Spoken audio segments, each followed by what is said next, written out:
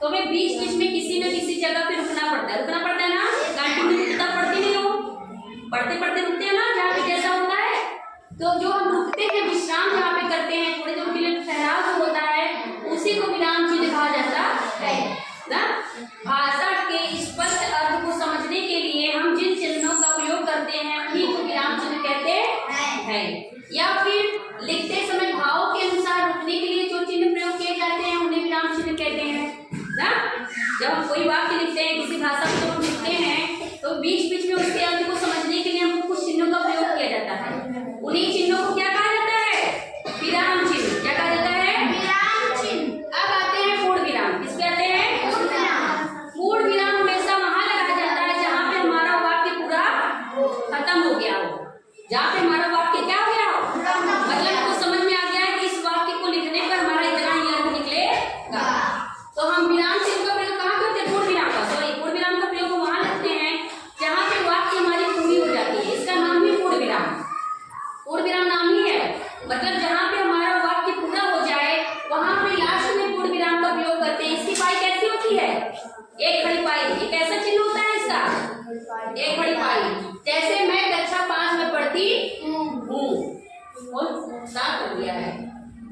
जैसे मैं कक्षा 5 में पढ़ता हूँ ना, मैं कक्षा 5 में पढ़ता हूँ मतलब क्या है? मेरा वहां पे वाक्य पूरा हो गया कि नहीं? हमको इतना ही कहना था कि मैं कक्षा 5 में पढ़ता हूँ। उसके बाद और कुछ कहना तो कहेंगे, लेकिन हमको यहाँ पे मेरा वाक्य पूरा हो गया तो हम यहाँ पे क्या लगा दिए हैं? पूर्ण विराम। क्या लगा दिए हैं? पूर्ण विराम। तो पूर्ण विराम कहाँ लगता है? हमेशा वाक्य जब हमारी खत्म हो जाती है तो वहां पे हम पूर्ण विराम लगाते हैं। जैसे कृष्ण एक अच्छा लड़का है, कृष्ण एक अच्छा लड़का है। यहाँ पे दूसरा जो वाक्य बोला इसमें तो मेरी वाक्य पूरी हो गई ना। कृष्ण अच्छा लड़का है, यहाँ मेरा वाक्य पूरा हो गया ना, इसलिए मैं यहाँ पे लास्ट में पूर्ण विराम का उपयोग किए हैं। तो समझ गए पूर्ण विराम कहाँ लगता है? पूर्ण विराम हमेशा कहाँ लगता है? वाक्य पूरा हो जाने के बाद लगता है ना, जहाँ पे हमारा वाक्य उसको समझ में आ गया तो इतना ही बोलना है, वही पे पूर्ण विराम का प्रयोग करते हैं। ठीक है। और इसका प्रयोग, पूर्ण विराम का प्रयोग कभी भी प्रश्नवाचक चिन्ह के बाद नहीं करते ना। प्रश्नवाचक चिन्ह के बाद पूर्ण विराम मत लगा देना, ठीक है। अब आते हैं अल्प विराम। क्या करते हैं? अल्प माने होता है थोड़ा। अल्प मतलब क्या होता है? थोड़ा। जहाँ हमें वाक्य में थोड़ी देर के लिए, जहाँ हमें वाक्य में थोड़ी देर के लिए रुकना पड़े, वहां पे अल्प विराम का प्रयोग करते हैं। जब हम वाक्य कोई भी लिखते हैं और वहां पे हमें थोड़ी देर के लिए रुकना पड़े ना, थोड़ी देर के लिए, तो वहां पे हम किसका प्रयोग करते हैं? अल्प विराम। इसको हम लोग इंग्लिश में कामा कहते हैं ना। इसका हिंदी में नाम क्या है? अल्प विराम। अल्प विराम का प्रयोग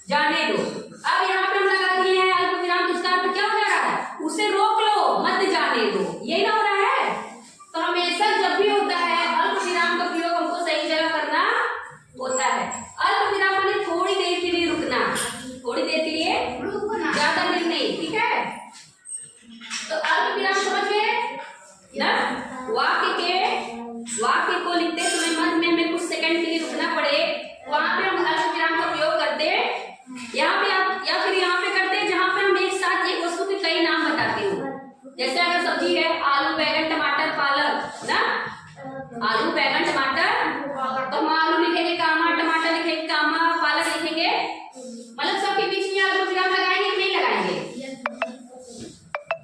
ठीक है। जब हम एक ही अल्पविराम समझ से कहाँ लगाते हैं? वाक्य के मध्य में ना, वाक्य के मध्य में थोड़ी देर के रुकने के लिए हम अल्पविराम का प्रयोग करते हैं, और जब हमारा वाक्य पूरा हो जाता है तो पूर्णविराम लगा देते हैं ना। और अल्पविराम का प्रयोग सही जगह करोगे तभी उसका अर्थ निकलेगा। अगर यहाँ सब यहाँ काट दिए थे तो उसका अर्थ बदल गया था, नहीं बदल गया था। उसे रोको, मत जाने, मतलब उसको यहीं पे रोक लो, जाने मत दो। लेकिन अगर यहाँ पर इसको कम होता कि यहाँ पे लगा देते अल्पविराम, तो उसको हो रहा था रोको मत, मतलब उसको यहाँ पे मत रोको, जाने दो, बदल गया था नहीं अर्थ। तो अल्पविराम का प्रयोग समझ गए। अब आते हैं अर्धविराम। इसमें आते हैं अर्धविराम चिन्ह। अर्धविराम चिन्ह ऊपर बिंदी होता है, नीचे कामा होता है, ऊपर बिंदी और नीचे। इसमें जो समय लगता है पूर्णविराम से कम, पूर्णविराम से, और अर्धविराम से ज्यादा। इसका समय कैसे लगता है? इसको बोलने में इसका समय कितना होता है? पूर्णविराम से कम और अल्पविराम से ज्यादा। अर्धविराम का जो बोलते समय जो लगता है उतना लगता है, पूर्णविराम से कम और अल्पविराम से ज्यादा, तब जाके अर्धविराम का प्रयोग करते हैं। अर्धविराम का प्रयोग कहाँ करते हैं? जब हम एक वाक्य संबंध दूसरे वाक्य के साथ दिखाते हैं तो वहां पे हम अर्धविराम का प्रयोग करते हैं। जब हम एक वाक्य का संबंध दूसरे वाक्य के साथ जोड़ते हैं तो वहां पे क्या दिखाते हैं? अर्धविराम का संबंध दिखाते हैं। देखो कैसे? मैंने पढ़ाने की कोशिश की, मैंने पढ़ाने की कोशिश की, यहाँ पे अर्धविराम। देखो, पर वो पढ़ा नहीं, पर वो पढ़ा नहीं। यहाँ पे इस वाक्य का संबंध इस वाक्य से है, इस वाक्य का संबंध इस वाक्य से है कि नहीं है? मैंने पढ़ाने की कोशिश की पर वो पढ़ा नहीं, मतलब इस वाक्य का संबंध इस वाक्य से है कि मैंने तुम्हें पढ़ाया लेकिन तुमने पढ़ा नहीं। तो यहाँ पे किसका प्रयोग किए हैं? अर्धविराम का। किसका प्रयोग किए हैं? और एक देख लो, कल गुरुजी आए, कल गुरुजी आए, मैंने उनका स्वागत किया। तो कल गुरुजी आए, मेरे घर आए, यहाँ पे एक वाक्य हो गया, मैंने उनका स्वागत किया। जब घर पे आए तो मैंने उनका क्या किया? तो एक वाक्य का संबंध दूसरे वाक्य से हुआ कि नहीं हुआ? तो जब एक वाक्य का संबंध दूसरे वाक्य से दिखाना होता है तो वहां पे हम अर्धविराम का प्रयोग करते हैं ना। और यहाँ पे पूर्णविराम से कम और अल्पविराम से ज्यादा समय लिया जाता है अर्धविराम को बोलने में। ठीक है।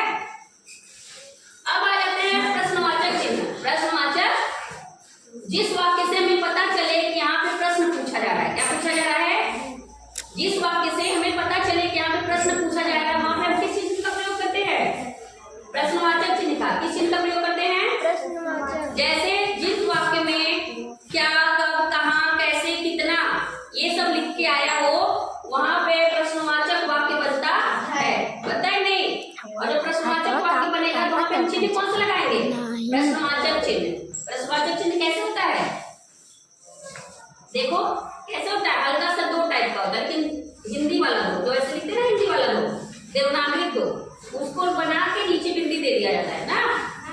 प्रश्नवाचक चिन्ह कैसे होता है? प्रश्नवाचक चिन्ह से हमें पता चलता है कि वाक्य में प्रश्न पूछा जा रहा है। क्या पूछा जा रहा है? प्रश्न पूछा जा रहा है। और जब वाक्य में प्रश्न पूछा जाता है तो वाक्य के अंत में हम प्रश्नवाचक चिन्ह लगा देते हैं। और कैसे पता चलेगा कि प्रश्नवाचक है? वहां पे लगा होगा क्या, कब, कैसे, कहाँ, कितना। जब ये सब शब्दों से या बीच में हो चाहे आगे हो, चाहे बीच में हो चाहे आगे, जैसे अगर प्रश्नवाचक चिन्ह बीच में हो या आगे हो तभी हम प्रश्नवाचक चिन्ह का प्रयोग करेंगे। देखो कैसे? क्या तुम बाजार जाओगे, मतलब मुझसे प्रश्न पूछ रहे हैं, क्या तुम बाजार जाओगे? तो यहाँ पे कौन सा चिन्ह लगा है? प्रश्नवाचक चिन्ह। कौन सा चिन्ह लगा है? क्या तुम बाजार जाओगे। तो देखो यहाँ क्या जो है वाक्य के आगे आया है ना, तो हमको पता चल गया क्या लगा, जिसका मतलब प्रश्नवाचक वाक्य है। जब वाक्य हमारा प्रश्नवाचक रहेगा तो हमारा चिन्ह भी कौन सा लगेगा? प्रश्नवाचक। इसमें देखो, यह गिलास किसने तोड़ा, मतलब प्रश्न पूछ रहे हैं आप लोग से कि यह गिलास किसने तोड़ा। तो यहाँ पे किसने लगा है ना, प्रश्नवाचक वाक्य शब्द है ना, किसने, किसने प्रश्नवाचक शब्द है। तो यह गिलास किसने तोड़ा, तो यहाँ पे जब हमने किसी से प्रश्न पूछा है तो कौन सा चिन्ह लगाएंगे? प्रश्नवाचक चिन्ह। अब आ जाते हैं